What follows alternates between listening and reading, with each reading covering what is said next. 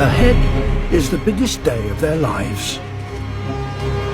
The day they will leave their nest by jumping from the cliffs and try out their wings for the very first time.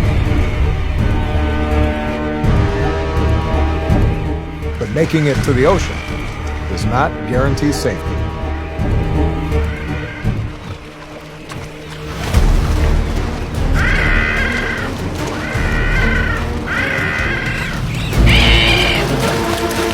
It's not just family who come to the rescue.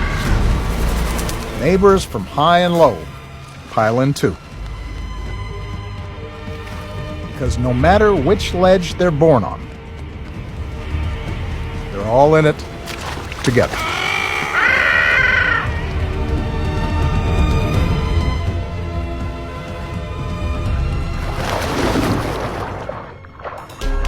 As proficient in the water as they are in the skies, their small but powerful wings allow them to dive 650 feet. But the seasonal summer melt is just what visiting seabirds need to access the Arctic's riches.